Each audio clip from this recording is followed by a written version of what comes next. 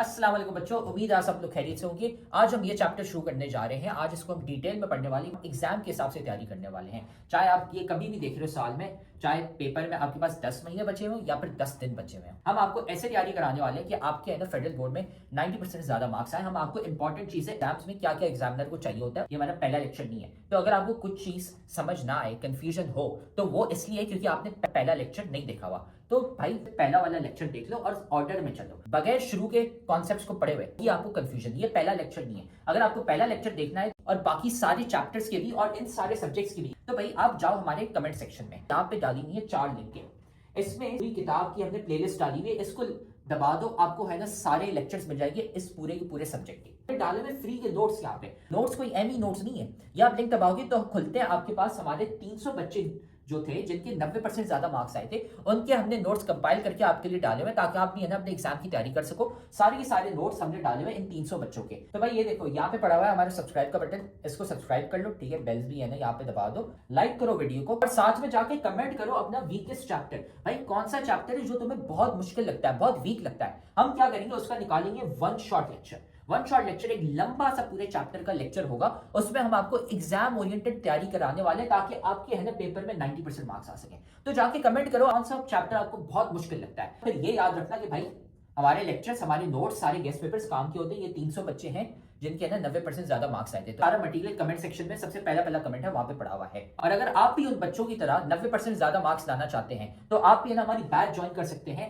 जिसमें हम आपको A to Z सारी तैयारी कराते हैं सारे सब्जेक्ट्स की, है ना। हमारी स्पेशल बैच नंबर 1 है, तो हमें इस व्हाट्सएप नंबर पे मैसेज कर लो। ये सारी चीजें हम आपको देते हैं और एग्जाम के हिसाब से तैयारी कराते हैं। अगर आप भी है ना 90% ज्यादा मार्क्स लाना चाहते हैं, अपने माँ बाप का नाम रोशन करना चाहते हैं। तो अब हम ये लेक्चर शुरू करते हैं। इस टॉपिक को आज डिटेल में हम पढ़ने वाले हैं। हमारे पास प्रैक्टिकल एग्जाम्पल आ गई है बायोलॉजिकल मेथड की। ये क्या है? प्रैक्टिकल एग्जाम्पल है। एक प्रॉब्लम था 1882 के टाइम पर, 1882 के टाइम पर, 1880s में ये प्रॉब्लम था मलेरिया का। तो इसके लिए हमें ये एक मेथड ऑफ स्टडी चाहिए था एंड ये ऐसे काम हुआ था। ठीक है, मलेरिया के अंदर क्या होता है? आपको बुखार होता है, आपका टेम्परेचर बढ़ जाता है, आपको दांत कप आ रहे होते हैं रात के टाइम पे, आपको मतलब सर्दी इसलिए होती है, पूरी बॉडी के अंदर आपके श्रिंकिंग कर रही होती है, पूरी बॉडी आपकी शिवरिंग मार रही होती है। सबसे पहला बायोलॉजिकल मेथड का जो वे है वो है कॉज ऑफ मलेरिया मालूम करना कि क्या है, आपको ऑब्जर्वेशन करनी पड़ेगी। तो कॉज ऑफ मलेरिया 19वीं सेंचुरी के अंदर भाई ये माना गया था, ऑब्जर्वेशन की गई थी यार, मलेरिया पेशेंट का क्या लिंक है मार्शी एरियाज के साथ। फिर ये ऑब्जर्वेशन हुई भाई मार्शी एरिया का पानी पीने से मलेरिया नहीं हो रहा, क्विनिन एक ड्रग है वो ट्रीट कर रही है मलेरिया को। प्लाज्मोडियम पाया जाता है मलेरिया पेशेंट के अंदर। तो हाइपोथेसिस ये बनी, ये तीनों चीजें इतनी काम की नहीं थी, ये जो चौथी चीज थी वो बड़ी इंपॉर्टेंट थी। तो फ्रेंच फिजिसिस्ट थे लेवरन, 1882 के अंदर इन्होंने हाइपोथेसिस थी कि यार प्लाज्मोडियम कॉज है मलेरिया का, क्योंकि वही लग रहा था। हाइपोथेसिस क्या होती है? गैस होता है। अब इसकी डिडक्शन हमें निकालनी पड़ेगी, इसको हम टेस्ट करेंगे कि यार है ऐसा या नहीं है। डिडक्शन क्या थी? डिडक्शन ये थी अगर यार प्लाज्मोडियम कॉज है मलेरिया का, तो तमाम पेशेंट्स के अंदर, तमाम मलेरिया के पेशेंट्स के अंदर प्लाज्मोडियम पाया जाएगा। अगर ऐसा होगा तो मलेरिया ही कॉज होगा प्लाज्मोडियम का। तो अब हमें एक्सपेरिमेंट करना पड़ेगा इस डिडक्शन के बारे में। हमने भाई 2 ग्रुप्स होते हैं, एक होता है कंट्रोल ग्रुप, एक होता है एक्सपेरिमेंटल ग्रुप। ठीक है, कंट्रोल ग्रुप क्या होता है भाई? सही चीज का ग्रुप होता है, सही चीज का ग्रुप होता है, वो लोग जो बिल्कुल सही थे, हेल्दी पीपल था। एक्सपेरिमेंटल ग्रुप जिनके ऊपर एक्सपेरिमेंट करना है, जिनका ब्लड चेक करना है भाई इनको मलेरिया है या नहीं है, सॉरी इनके ब्लड के अंदर प्लाज्मोडियम है या नहीं है, लेकिन इनको मलेरिया है जरूर। कंट्रोल ग्रुप हमें कंफर्मेशन बताएगा। तो एक्सपेरिमेंटल ग्रुप के ऊपर काम किया, कंट्रोल के अंदर भी 100 मरीज यहाँ से ली, 100 बंदे यहाँ पर थे हेल्दी पर्सन, 100 मरीज यहाँ पर थे। एक्सपेरिमेंटल ग्रुप के अंदर तमाम को हमें रिजल्ट क्या मिला? तमाम के जो ब्लड के अंदर प्लाज्मोडियम था। बड़ी हैरानकुन बात है, ठीक है, मतलब प्लाज्मोडियम कॉज ऑफ मलेरिया नहीं। हमें हेल्दी लोगों को भी चेक करना पड़ेगा यार, वो उनको है या नहीं है। तो हेल्दी लोगों में से 100 में से 7 लोगों को था। हमने कहा यार मतलब हेल्दी लोगों को भी ये मतलब प्लाज्मोडियम कॉज नहीं है मलेरिया का। लेकिन बाद में पता चला ये जो 7 लोग थे ना, इनको मलेरिया ताजा ताजा लगा था। ये इंक्यूबेशन पीरियड के अंदर थे ये लोग 7 के साथ। इंक्यूबेशन पीरियड क्या होता है? बड़ा एमसीक्यू है, सवाल आ सकता है, what is incubation period? Incubation period वो होता है वो टाइम जब आपको किसी मलेरिया के आपको जो है मच्छर ने काटा हो, मच्छर ने काटा, ठीक है, से लेकर आपको सिम्टम्स जाहिर हुए, आपको बुखार हुआ, आपको ठंड लगना शुरू हुई, इसको होने में भी हफ्ता, 5 दिन, 3 दिन, 4 दिन लगते हैं, 4 दिन लगते हैं। तो ये 4 दिन का पीरियड इंक्यूबेशन पीरियड कहते हैं, जब तक वो आपके पास सिम्टम्स जाहिर हो। तो वो लोग इस काम पर थे, तो उनको, हमें लगा ये हेल्थी लोग हैं, हकीकत में इनको भी मलेरिया था। Got it? तो हफ्ते के बाद हमें पता चला कि ये जितने भी 7 लोग थे इनको मलेरिया हो गया। मतलब इससे ये बात कंफर्म हुई कि भाई malaria is the cause of, भाई plasmodium is the cause of malaria. जिस बंदे ने भी लेबर ने ये काम किया, अब ये क्या करेगा, रिपोर्ट, रिजल्ट को रिपोर्ट करेगा। पूरा ये जो मेथड था इसकी पूरी शीट बनाएगा 30-40 पेजेस की। ये क्या बनाएगा, रिपोर्ट बनाएगा। रिपोर्ट के अंदर क्या बताएगा भाई, एक्सपेरिमेंट बताएगा, पूरा डिस्कस करेगा इसने कैसे कैसे किया। दूसरी चीज मेथड बताएगा। तीसरी चीज बताएगा भाई इसने क्या क्या काम किया है, कौन से टेम्परेचर में भी किया है, कौन से ट्रिक्स अप्लाई किए हैं और कौन से पेशेंट लिए। चौथा उसके बारे में डिटेलिंग बताएगा, कौन से इंस्ट्रूमेंट यूज किए हैं, क्या टेक्निक्स है। हर चीज को डिटेल के अंदर 30-40 पेजों में बता के पब्लिश करेगा। पब्लिश नहीं करेगा, साइंटिफिक कम्युनिटी में भेजेगा। तो साइंटिफिक कम्युनिटी देखेगी यार इसने इस तरीके कार से काम किया। बाकी जो भी साइंटिस्ट बायोलॉजिस्ट होंगे वो इस काम को फिर से चेक करेंगे, बोलेंगे हम भी इसी तरीके से जो है एक्सपेरिमेंट करते हैं, रिजल्ट आता है नहीं।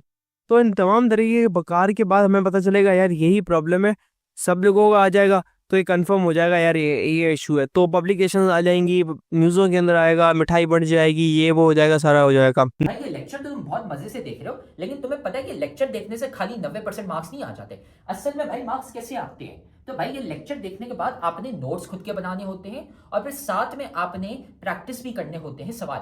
भाई ये हमारा फेवरेट कोट है, 90% marks don't come from just hard work, they come from consistency, smart strategy and proper revision.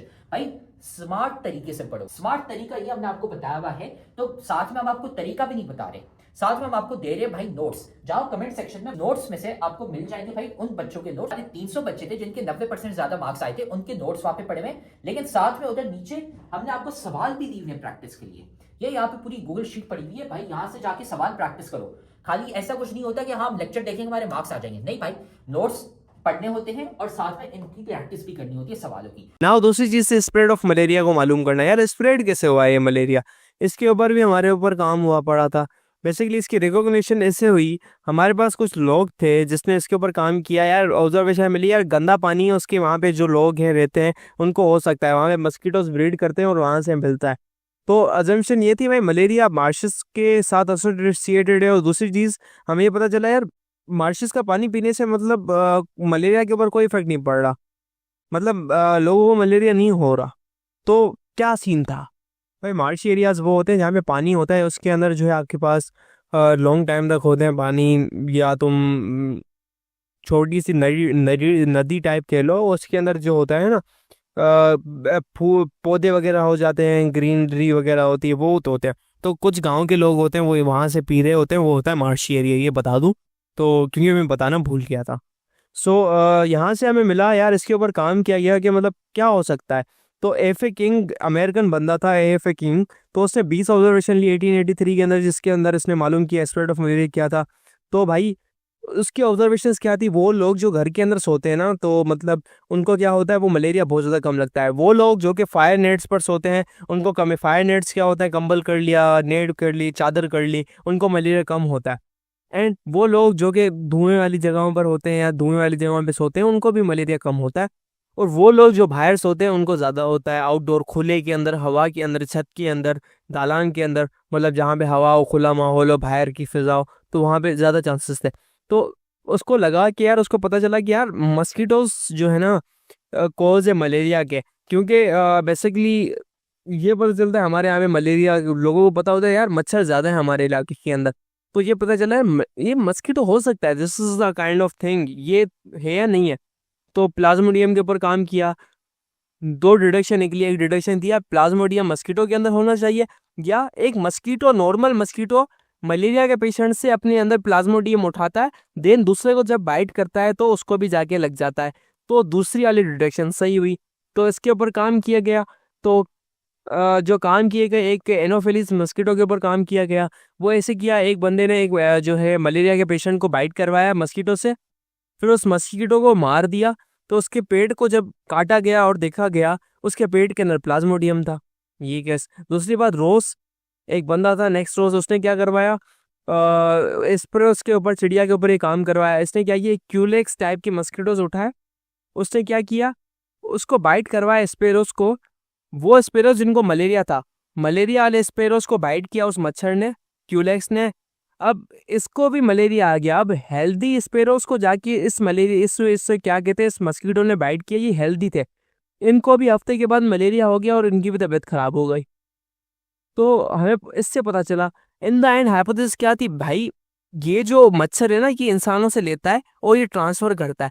तो मच्छर क्या करता है, मॉस्किटो एक ट्रांसमीटर है। मॉस्किटो क्या ट्रांसमीटर है आपके पास, क्या, किस चीज का, मलेरिया का। बर्ड्स के अंदर क्यूलेक्स है और इंसानों के अंदर एनोफिलीज है। कैसे ट्रांसफर करता है, बेसिकली इसके सलाइवा होता है, सलाइवा थूक को कहते हैं।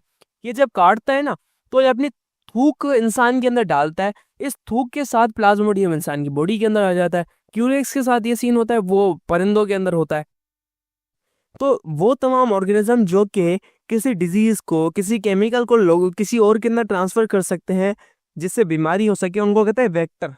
वेक्टर की मीनिंग क्या होती है, ट्रांसमिशन, ट्रांसमीटर। तो ये ऑर्गेनिज्म क्या है, मच्छर क्या है, ट्रांसमीटर है। तो इस ऑर्गेनिज्म को हम वेक्टर भी कहते हैं, मतलब ये ट्रांसमीटर है। वेक्टर मतलब ट्रांसमीटर। एक डिफरेंट टाइप का फीवर होता है डेंगू फीवर, बहुत खतरनाक होता है। ये ऐसा फीवर होता है, आपका मौत का मुंह देखना पड़ता है, बहुत खतरनाक होता है। इसकी कोई ट्रीटमेंट इस टाइप की नहीं है, आपके कोई वैक्सीन हो, जैसे पोलियो की हो गई, मलेरिया की हो गई, कोविड-19, ऐसी वैक्सीन वगैरह कोई नहीं है इसकी। काटेगा, लिवर का प्रॉब्लम हो जाएगा, आपको पूरे जिस्म की फंक्शनिंग खराब हो जाएगा, दिमाग पे चढ़ जाएगा, आपको बुखार 104 डिग्री सेंटीग्रेड, और तबीयत ऐसी हो जाएगी आप अल्लाह अल्लाह करते बचोगे। मतलब मौत का जिसको होता है ना, आईसीयू के अंदर पड़ा हुआ होता है बंदा, बहुत खतरनाक है। उसकी ट्रीटमेंट होती है, कंट्रोल लेवल करवाया जाता है, दवाएं दी जाती हैं, इंजेक्शन वगैरह, उससे ट्रीटमेंट की जाती है। तो उम्मीद है अब आपको है ना ये टॉपिक समझ आ गया। हमने सारे के सारे सब्जेक्ट्स और सारे के सारे चैप्टर्स के हमने नोट्स डाले हुए हैं, लेक्चर्स डाले हुए हैं। इधर कमेंट सेक्शन में चले जाओ, नोट्स पढ़े हुए हैं, लेक्चर्स पढ़े हुए हैं, गेस्ट पेपर भी हम आपको दे रहे हैं और इंपॉर्टेंट चीजें भी बता रहे हैं, ताकि आपको है ना एग्जाम की डेट्स भी पता चल जाए और आपका एग्जाम मिस ना हो जाए। सारी चीजें हमने कमेंट सेक्शन में डाली थी, वहां से है ना जाके वसूल कर लो उसको। तो आप देख रहे हो कि हमारी इतने सारे बच्चे हैं जिनके 90% ज्यादा मार्क्स आए। क्यों? सवाल देने के साथ साथ हम सिखाते हैं कि भाई आंसर कैसे लिखते हैं। आंसर लिखने का एक तरीका होता है, वो तरीका हम सिखाते हैं सिर्फ और सिर्फ हमारी बैच वाले बच्चों को, इसलिए हमारे इतने सारे बच्चे हैं जिनके 90% ज्यादा मार्क्स आए हैं। तो अगर आप भी हमारी बैच ज्वाइन करना चाहते हैं ताकि आपके भी 90% से ज्यादा मार्क्स आए, तो हमारी बैच खुली है। इस व्हाट्सएप नंबर पे हमें मैसेज कर लो, आपको ये सारी चीजें मिल जाएंगी। हम आपको सिखाएंगे कि भाई आंसर कैसे लिखते हैं। टॉपर बच्चे जो 90% ज्यादा मार्क्स लाते हैं, वो आंसर कैसे लिखते हैं ताकि एग्जामिनर मार्क्स काट ही ना सके, ताकि वो एग्जामिनर बोले भाई ये लो फुल मार्क्स। हमें इस व्हाट्सएप नंबर पे मैसेज कर लो और हम आपको ऐड कर लेंगे हमारी बैच में, और फिर आप भी है ना 90% से ज्यादा मार्क्स ला सकते हैं।